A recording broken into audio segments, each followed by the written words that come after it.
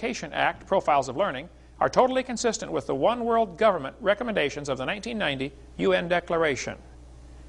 You ought to get hold of Bob Fry in Minnesota. We'll put his address up here, and you can call Bob about more stuff on the... He's very involved in fighting this type of thing right here. A humanist said in the Humanist magazine, John Dunfree said, "The battle for mankind's future must be waged and won in the public school classroom by teachers who correctly perceive their roles as proselytizers of a new faith that will replace the rotting corpse of Christianity." This guy said, "Every child who enters school at age 5 is mentally ill because he comes to school with allegiance toward our elected officials, founding fathers, institutions, government, patriotism, nationalism, sovereignty. All these prove the child is sick because the well individual is one who has rejected all those things and is what I call the true international child, communist, of the future." Dr. Pierce from Harvard University. "Well, Dr. Pierce, I'll buy you a one-way ticket also to the Soviet Union if you use it and don't come back. I've been over there, folks. You don't want what they've got." Here's a social science book, public school book. They said any child who believes in God is mentally ill. Education is the most powerful ally of humanism, and every American public school is a school of humanism. What can the theistic Sunday school, meeting for an hour once a week and teaching only a fraction of the children, do to stem the tide of a 5-day program of humanistic teaching? They're right, folks, and they're winning. We're losing. One professor said, "As a matter of fact, creationism should be discriminated against. No advocate of such propaganda should be trusted to teach science classes or administer science programs anywhere, under any circumstances. Moreover, if they are now doing so, they should be dismissed. You should fire them if they believe in creation." An Iowa professor said, "You should fail any student, no matter what the grade record indicate, if the professor discovers the student is a creationist. Furthermore, the student's department should have the right of retracting the grades and possibly even degrees if the student becomes a creationist later." That's the kind of thinking we're up against. Mr. Yefremov lives here in Pensacola. He came to my house several years ago. He's from Ukraine. He said, "Dr. Hovind, here's my high school diploma." I said, "Yeah? You know, you're 50 years old, you got 5 kids, a couple of, 4 in college. Why are you handing me your high school diploma?" He said, "When I was in Ukraine, I went to school, had good grades. They grade them 1, 2, 3, 4, 5. 5's the best." He showed me his report card, all 5s, like straight A's. He said, "But we had a test to take before we could graduate. Senior year in high school, one of the questions on the test was, 'Do you believe in evolution?' I answered, 'No.' They refused to let me graduate." I said, "Well, how'd you get the diploma?" He said, "Oh, you remember last year when we made your videotapes in Russian and he did the voice on them?" I said, "Yeah." He said, "I sent them to my village where I grew up in Russia. The mayor watched them, made all the city council watch the tapes, and they said, 'Wow, Eugene went to America and became a movie star.'" They put him in the public school to make all the public school kids watch him.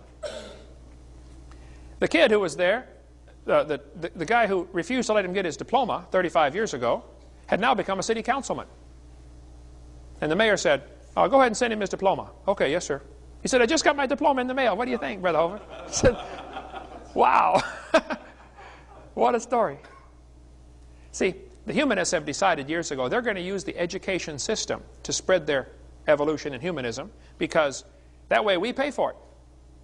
We're paying to spread their religion. That's what's going on, folks. Communism is anti-Christian in every single way. The communists have 8 rules for revolution, different ways, different things they want to do to take over a country. We don't have time to go over them all now. I have to cover that some other time. Or get our college class, CSE 103, where we cover this in much more detail. Evolution is the foundation philosophy for Nazism. Why did Hitler do what he did? Well, we'll cover that tomorrow night. It's the foundation for Nazism, communism, socialism, Marxism, and the New World Order. Coming soon. We'll talk about that tomorrow night. Very politically incorrect. You don't want to come tomorrow. And then we'll tell you what you can do about it. Amen. Coming next. Well, welcome to the last session on what's on our videotape number 5 about the effects of the evolution theory. How that evolution is responsible for the rise of communism, Marxism, socialism. And tonight we're going to talk about Nazism, the last one, and then the New World Order. Then we're going to tell you, what do you do about it? Our world is quite obviously falling apart. What are we going to do? Nazism is based on the philosophy of evolution. You have to think one race is superior to another. But Mussolini, the Italian dictator, thought that the Italians were the superior race and everybody else should be eliminated. Of course, Hitler felt the same way. He thought the Germans were the superior race. He believed in Aryan supremacy. Hitler believed the Germans were the superior race that deserved to rule the world. Everybody else was just taking up room. The German Führer consistently sought to make the practice of Germany conform to the theory of evolution.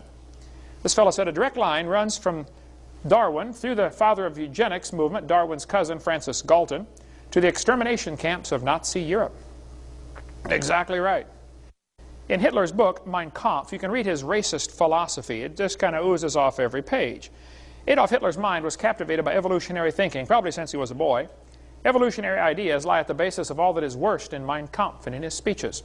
Hitler offered to send the Jews to anybody who would take them. He said, you want these Jews? I'll send them to you. I read a lot about Hitler and the Holocaust. You ought to read the book While 6 Million Died and see what the rest of the world did. Did you know Hitler offered to send the Jews to America and Roosevelt refused to let him? Unbelievable what happened, folks, during before World War II. In Hitler's book, Mein Kampf, on page 286 in this edition, he said, even less does nature desire the blending of a higher with a lower race.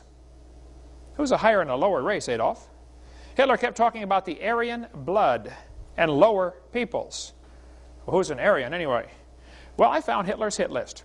I was reading in Keene State University, New Hampshire. I was doing some research in their library there one time, and I found they got a whole section of the library just about Hitler and the Holocaust. I thought, wow, I was in hog heaven. So I asked the librarian, why did Hitler kill the Jews? Why not somebody else? He said, oh, I'll show you the list he was using. He brought me book after book after book. For 6 hours, I copied $20 worth of pages, 10 cents at a time, out of that library. Here's the list Hitler was using. Hitler thought the blonde-haired, blue-eyed Nordic were close to pure Aryan, the superior race. Did you get all that? Blonde hair, blue-eyed, Norwegian, vorden står det till idag. Ja, sure, you betcha. Oofta. And he thought the Germans were mostly Aryan. The Mediterraneans are slightly Aryan. The Slavics are half Aryan, half ape. The Orientals are slightly ape. The black Africans are predominantly ape. And the Jews are close to pure ape. Hitler killed the Jews because he honestly thought he was speeding up the process of evolution by eliminating what he thought were the inferiors. If he would have killed all the Jews, guess who would have been next? Blacks. Hitler hated black people. Does anybody know where the Olympics were held in 1936? Berlin, Germany. Does anybody know who won the most gold medals? Jesse Owens, the black American athlete. Hitler was so angry, he said, it's not fair to make my men race against this animal. One of the Jewish prisoners who survived the Holocaust said, there is a difference between those who look upon their fellow human beings as common creatures of a common creator and those who look upon them of a conglomerate of biologicals and chemicals. Hey, is man just a bunch of chemicals that got together by chance over billions of years, or were we designed by a creator? That is a fundamental difference, folks. That's the difference between creation and evolution right there. By the way, the Jewish Talmud, not the Torah, which is the Old Testament, the Talmud teaches that anybody who's not Jewish should be killed. The Talmud says all non-Jews are to be exterminated. All Gentile children are animals. Even the best of the Gentiles should be killed. You'd be surprised how many religions in the world teach that they are the only one, not just the only one that's going to heaven, but the only one that deserves to live.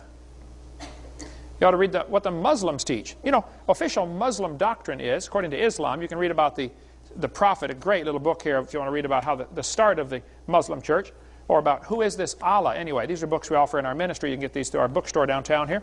Or Islamic Invasion by Robert Morey. Oh man, tremendous book on exposing what the Islam people really believe. Or this one just new out by Don Boys, excellent book on Islam, America's Trojan Horse.